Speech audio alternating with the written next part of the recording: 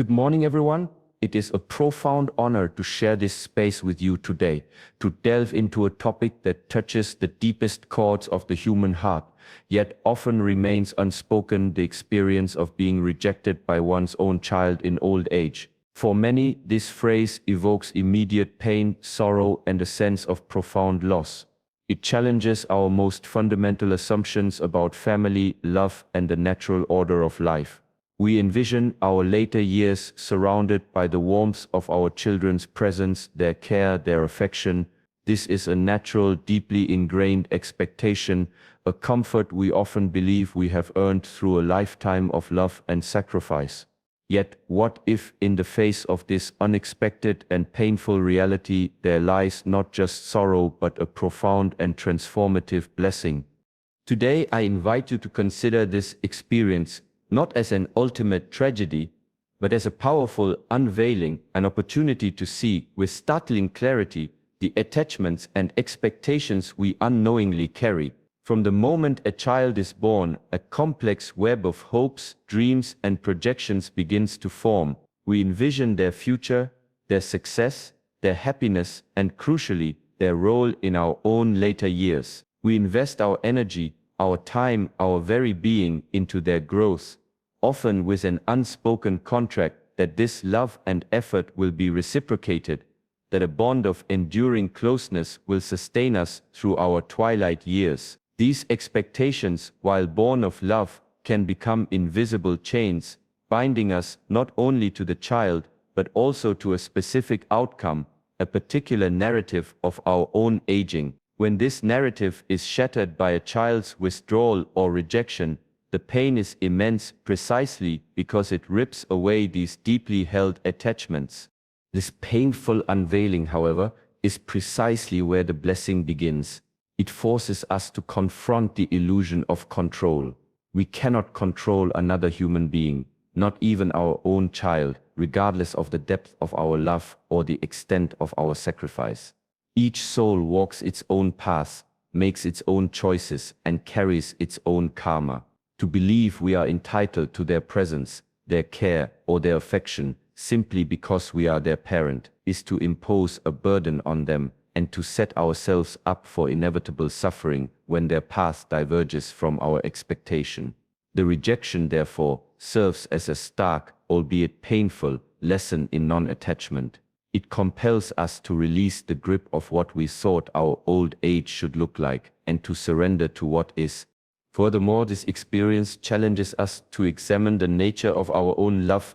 Is our love for our child conditional on their fulfilling our expectations, on their being present in our lives in a specific way, or can our love expand to encompass their freedom, even if that freedom means a painful separation from us? The blessing lies in the opportunity to purify our love, to strip it of egoic demands and desires for reciprocation, and to allow it to become a truly unconditional force, a love that wishes the child well, even from a distance, even if it means our own discomfort. This is not easy. It requires immense courage and a willingness to sit with profound grief. But in that sitting, in that letting go, a new kind of freedom emerges. The freedom from the weight of unmet expectations, the freedom to redefine our own happiness, and the freedom to discover that our worth and our peace are not dependent on the choices of another, not even our beloved child. This unveiling, though painful, is the first step towards a deeper, more authentic relationship with ourselves and with the true nature of love. For many, the vision of old age is intertwined with dependence. Dependence on family, on children, on a pre-established support system. While community and connection are vital, an over-reliance on a specific familial structure can subtly erode our sense of individual capability. When the expected support system from a child is removed, it creates a void. This void, initially terrifying, becomes an empty canvas, demanding that we look inward for resources we may have long outsourced or neglected.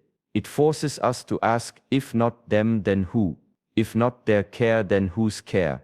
If not their company, then whose company?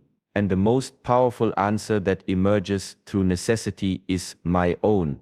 This is the beginning of radical self-reliance. This path is not about isolation or bitterness, it is about empowerment, it is about recognizing that your well-being, your happiness, and your ability to navigate the challenges of aging are ultimately your responsibility and within your own power. It compels you to explore new avenues for support, new forms of connection, and new ways of engaging with the world. You might discover a resilience you never knew you had, an ability to adapt and thrive independently. This could manifest in practical ways, learning new skills, seeking out community resources, or proactively building a diverse network of friends and support systems that are not solely dependent on blood ties. It is about consciously choosing to be the architect of your own later years, rather than a passive recipient of circumstances. The rediscovery of inner strength is a profound blessing. When you realize that you can not only survive, but also flourish without the expected familial presence, your self-worth becomes unshakable. It is no longer tied to external validation or the perceived success of your parenting. Instead, it is rooted in your inherent capacity to navigate life's challenges with courage and grace. This newfound strength extends beyond practical matters. It permeates your emotional and spiritual landscape. You learn to self-soothe, to find peace within your own company, and to cultivate a deep sense of inner fortitude. The quiet solitude that often accompanies this experience can become a fertile ground for introspection, for connecting with your authentic self, and for discovering passions and interests that may have been dormant while you were focused on nurturing others.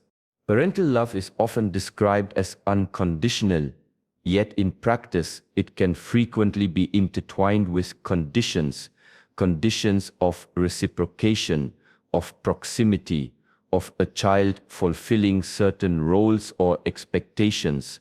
We love our children, yes, but often we also love the idea of them, the future we envisioned for them, or the comfort we expect them to provide. When a child rejects us or distances themselves, it is precisely these conditional layers of our love that are painfully exposed and stripped away. The initial shock and hurt arise from the shattering of these conditions. We feel rejected not just as a parent, but as a person whose investment of love seems to have gone unrewarded in the way we anticipated. The blessing here lies in the invitation to let go of these conditions. It is an arduous process, one that demands immense courage to face the raw pain of non-reciprocation, but in that surrender, a purer form of love can emerge. This unbound love is not dependent on the child's presence, their actions, or their acknowledgement. It is a love that simply is. It wishes the child well, genuinely and deeply, for their own sake, regardless of how their choices impact us. It is a love that can hold space for their journey, even if that journey takes them far away or leads them to decisions we do not understand or approve of. This is the essence of true unconditional love, loving another human being for who they are, accepting their autonomy, and releasing them from the burden of fulfilling our needs or expectations. This profound shift in the nature of love liberates both the parent and the child. For the parent, it frees them from the suffering of unmet expectations and the emotional turmoil of chasing a connection that may not be available. It allows them to love from a place of peace rather than longing or resentment. For the child, it releases them from the unconscious pressure to be something they are not or to fulfill a role they cannot or will not. It allows them to pursue their own paths, knowing that, even in absence, a pure love exists. This is not to say the pain disappears, but the nature of the pain transforms from a desperate yearning to a more compassionate acceptance. Furthermore, this experience can expand our capacity for love beyond the familial unit. When the primary source of expected love and connection shifts, we are often compelled to seek and cultivate love in other areas of our lives. This might mean deepening friendships, engaging more fully with community, or finding new ways to express love through service or creative pursuits. The love that was once intensely focused on one relationship can now flow more broadly, enriching a wider circle of connections and experiences. This expansion of love is a profound gift, demonstrating that love is not a finite resource, but an ever-flowing wellspring within us, capable of boundless expression. Ultimately, the gift of unbound love is the blessing of spiritual maturity. It is the realization that love, in its purest form, is a state of being, not a transaction. It is the capacity to love without needing to possess, to give without needing to receive, and to wish well without needing to be present.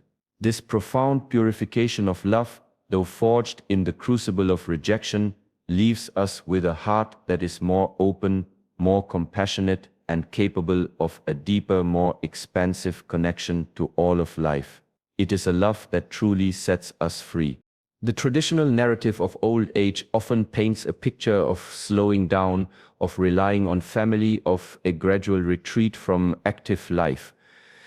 For many, this narrative includes the comforting presence of children and grandchildren as central to their later years. When a child's rejection shatters this particular vision, it can initially feel like a devastating loss of future. However, this very shattering can also be an act of liberation. It clears the slate, removing a preordained script and opening up a vast, often unseen landscape of possibilities. It forces us to ask, if this path is closed, what other paths are now open to me? And in that questioning, a profound sense of freedom can arise. This is the blessing of the empty canvas. Without the expectation of a child's constant presence or care, you are suddenly free to design your later years entirely on your own terms. This might mean pursuing long-dormant passions that were put aside during the demanding years of parenting. Perhaps you always dreamed of traveling, learning a new language, taking up a new hobby, or engaging in community service. The energy and time that might have been reserved for familial obligations are now available for self-actualization. This is an invitation to rediscover your individual identity, separate from your role as a parent, and to explore what truly brings you joy and fulfillment in this unique chapter of your life. Furthermore, this experience can compel you to build new, diverse communities and relationships. When the primary familial connection is strained or absent, there is a natural impetus to seek connection elsewhere. This can lead to the formation of incredibly rich and supportive friendships, bonds forged not by blood, but by shared interests, values, and mutual respect. These chosen families can offer a depth of companionship, care, and intellectual stimulation that might have been overlooked when the focus was solely on the nuclear family. It is a blessing to discover that connection and belonging are not limited to one's lineage, but can be found in abundance wherever open hearts and minds meet. New beginning, painted with the colors of self-discovery and boundless possibility. Life, in its essence, is a continuous flow of change, a dance of impermanence. Everything is in flux. Relationships, circumstances, physical health, and even our own identities.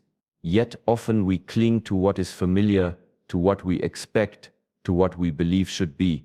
We build our happiness on external pillars, a loving spouse, a successful career, profoundly, the enduring presence and affection of our children.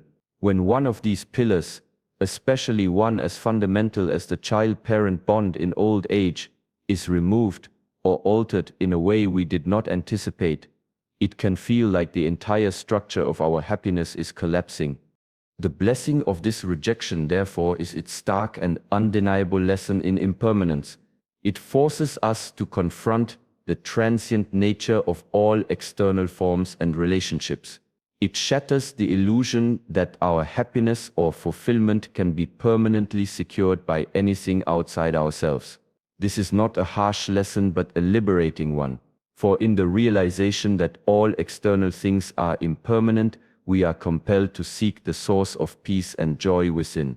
We are guided towards the understanding that true freedom is not found in the absence of pain or the fulfillment of all desires, but in our capacity to accept what is, to let go of what cannot be held, and to find contentment in the present moment, regardless of external circumstances. This experience becomes a profound spiritual practice in non-attachment. Non-attachment is not about not loving, it is about loving without clinging, loving without needing to possess or control. It is about recognizing that while we can cherish connections, we cannot own them. The child, like all beings, is ultimately free. When we release our attachment to a specific outcome or role for our child, we simultaneously release ourselves from the suffering that arises when that outcome is not met. This liberation from attachment is the gateway to a deeper, more abiding peace. It is the blessing of realizing that your inner state of well-being is not contingent on the actions or presence of another.